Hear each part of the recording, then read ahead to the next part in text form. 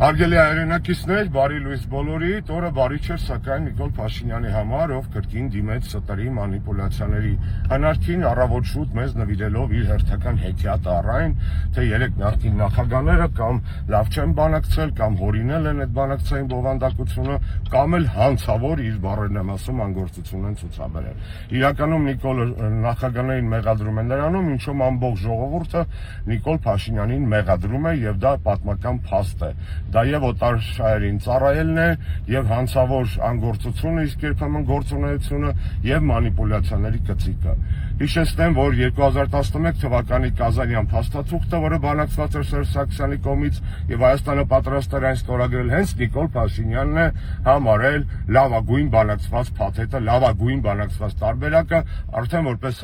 ոչ բարով վարչապետ ազգային ժողովի ամբիոնից։ Ինչ վերաբերում է, որ հարցը ձգձգվում է դե լուծեիք, ապա օրինակ բերեմ ձեզ, Իսրայելի այսօրվա վարչապետը կարա ասի 80 տարի հարցը չեք լուծել Պաղեստինի, ես հանձնվում եմ, կամ Կիպրոսի ժողովուրդը կարա ասի, որ 52 տարի է այդ հարցը չի լուծվել, մենք հանձնվում ենք։ Նախագահները լուծում էին այդ հարցը, ուժեղացնելով բանակը եւ Հայաստանի դիրքերը ամրացնելով բանակցային սեղանին, այն ինչ քանդեց հետո Նիկոլ Փաշինյանը։ Չխաբվեք Նիկոլի ստերին, լավ շաբաթ բոլորիս։